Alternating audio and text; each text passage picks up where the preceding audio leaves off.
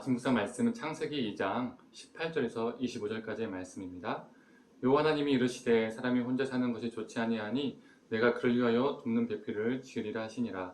여호와 하나님이 흙으로 각종 들짐승과 공중의 각종 새를 지으시고 아담이 무엇이라고 부르나 보시려고 그것들을 그에게 이끌어 가시니 아담이 각 생물을 부르는 것이 곧 그 이름이 되었더라. 아담이 모든 가축과 공중의 새와 들의 모든 짐승에게 이름을 주니라. 아담이 돕는 배필이 없으므로 여호와 하나님이 아담을 깊이 잠들게 하시니 잠들매 그가 그 갈빗대 하나를 취하고 살로 대신 채우시고 여호와 하나님이 아담에게서 취하신 그 갈빗대로 여자를 만드시고 그를 아담에게로 이끌어 오시니 아담이 이르되 이는 내 뼈 중에 뼈요 살 중에 살이라. 이것을 남자에게서 취하였은즉 여자라 부르리라 하니라. 이러므로 남자가 부모를 떠나 그의 아내와 합하여 둘이 한 몸을 이룰지로다. 아담과 그의 아내 두 사람이 벌거벗으나 부끄러워하지 아니하니라. 아멘.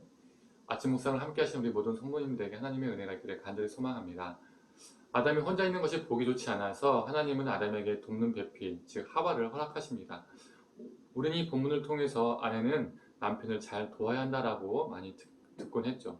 여자는 남자의 갈빗대를 통해서 창조되었으니 여자는 남자에게, 그리고 아내는 남편에게 종속된 존재로 많이 보게 되고 해석이 되었습니다. 그런데 과연 그럴까요? 우리가 보는 성경은 돕는 배필이라고 번역되어 있습니다. 이 돕는이라는 이 단어는 형용사, 이 배필이라는 단어는 명사로 되어 있죠. 그런데 히브리어 원어 성경과 그리고 영어 성경에는 이 명사와 형용사가 거꾸로 되어 있습니다. 원어에는 돕는이라는 단어가 형용사가 아니라 명사로 되어 있습니다. 영어로는 헬퍼, 히브리어 원어로는 에제르, 즉 돕는 자라는 것이죠. 배필은 명사가 아닌 형용사로 되어 있습니다. 히브리어로 케네그또, 영어로는 수토브, 적합한이라는 단어로 되어 있다는 것이죠. 즉 적합하게 돕는 자라는 뜻을 가지고 있습니다. 우리 성경에 나온 단어로 표현해 본다면 돕는 배필이 아니라 배필적인 돕는 자, 이것이 히브리어 원어와 영어 성경의 명사, 형용사의 순서라는 것이죠. 배필적인 이라는 의미를 가진 이 케네그토라는 단어는 더하다, 마주보다, 마주대하다라는 의미를 가지고 있습니다. 그러면 뜻이 어떻게 됩니까? 더하여 돕는 자, 마주대하여 돕는 자, 마주보듯 돕는 자라는 것이죠. 여기서 마주대하다라는 의미는 종속의 의미를 가질 수가 없습니다. 조선시대만 해도 어떻습니까? 양반과 종이 마주대하면서 볼 수가 없었죠. 위기질서가 있었던 사회에서는 어떻습니까? 윗사람은 아랫사람을 정면으로 보아도 되지만 아랫사람은 윗사람을 정면으로 볼 수가 없었던 겁니다. 그러나 마주대한다는 것은 동등한 위치에 있다는 것을 의미합니다. 배필적인 돕는 자, 즉 마주보며 돕는 자는 동등한 위치에서의 돕는 자를 의미합니다. 예배서 5장 22절에 아내들이여 자기 남편에게 복종하기를 죽게 하듯 하라 라는 말만 들으면 아내는 남편에게 종속적으로만 보인다는 것이죠. 그러나 우리가 놓치는 구절이 있습니다. 바로 5장 25절의 말씀입니다. 남편들아 아내 사랑하기를 그리스도께서 교회를 사랑하시고 그 교회를 위하여 자신을 주신같이 하라. 남편은 아내를 사랑해야 되는데 어떻게 사랑하는 겁니까? 예수님께서 죽기까지 자신을 내어주신 같이 아내를 사랑하라는 겁니다. 예수님의 죽으심에는 철저한 자기 낮아지심, 철저한 자기 헌신이 내포되어 있습니다. 남편은 예수님처럼 철저하게 낮아져서 아내를 사랑해야 되고 헌신해야 됩니다. 또한 아내도 남편에게 순종해야 됩니다.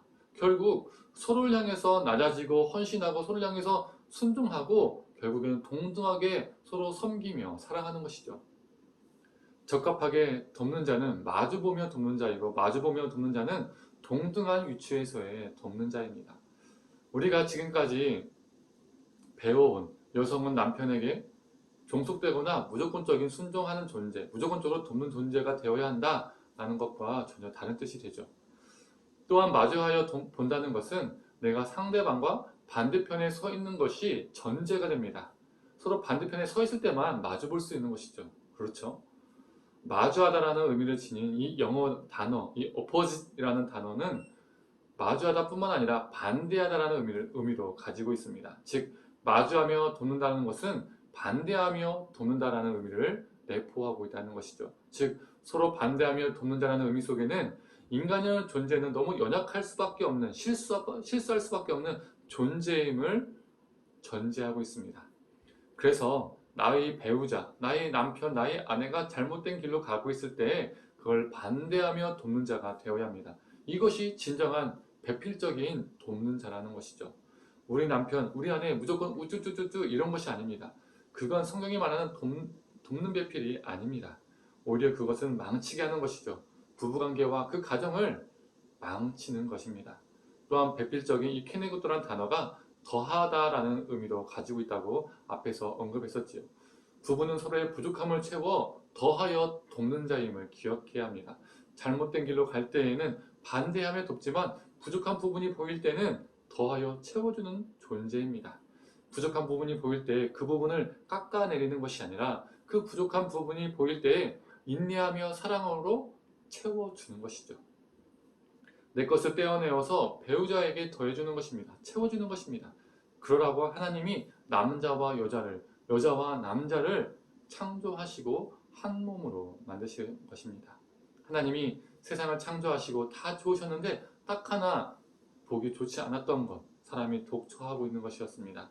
그래서 하나님은 서로 돕는 자, 반대하여 돕는 자, 더하여 돕는 자를 세워주셨습니다. 이것은 여자가 남자에게 일방적으로 헌신하는 것이 아니라 부부 상호간에 이루어지는 것입니다. 그리고 그 안에서 한 몸이 되어가는 하나님의 역사를 경험하게 되는 것이죠. 또한 돕는 배필은 부부관계를 넘어 그 이상으로 확장됩니다. 내 배우자뿐만 아니라 내게 허락된 모든 사람들을 향해서 배필적인 돕는 자가 되는 것이죠. 그들이 잘못된 길을 걸어갈 때에 반대하여 돕고, 그들의 연약하고 부족한 부분이 보일 때에 낙심하고 궁핍할 때에 부족할 때에 그들의 삶에 더하기를 보태어 돕는 자가 되는 것입니다. 사랑하는 성도님들, 오늘 하루도 우리의 배우자에게 그리고 우리에게 허락된 많은 사람들 향해서 배필적인 돕는 자의 사명을 잘 감당하시기를 간절히 소망합니다. 그래서 나의 배우자가, 나의 동역자가 우리의 사랑을 통해서 하나님을 더욱 경험하기를 간절히 축원합니다. 기도하겠습니다. 하나님, 이 배필적인 돕는 자는 귀속과 종속의 관계가 아니라 하나님 앞에서 동등한 위치임을 보게 됩니다. 또한 다른 한 명이 잘못된 길로 갈 때에 반대하며 돕는 자이고, 또 부족하고 연약한 모습이 보일 때에 채워주며 더하기를 하는 존재임을 보게 됩니다. 하나님, 우리에게 허락된 배우자를 향하여 하나님 반대하며 돕고, 마주대하며 돕고, 또 부족한 부분이 있을 때 더하여 돕는 존재가 되게 하여 주시옵소서. 또 하나님, 우리 배우자뿐만 아니라 우리에게 허락된 수많은 동역자들, 하나님 그 동역자들 향해서도 우리가 배필적인 돕는 자가 되게 하여 주시옵소서. 그들의 잘못된 길로 갈 때는 견책도 하고, 또 그들의 부족한 부분이 보일 때는 그들의 부족한 부분을 채워줄 수 있는 사랑의 끈 안에서 서로 챙겨주고 견책하고 보살펴줄 수 있는 그런 배필적인 돕는 자가 되게 하여 주옵소서. 감사드리며 사랑에 많으신 예수님의 이름으로 기도드립니다. 아멘.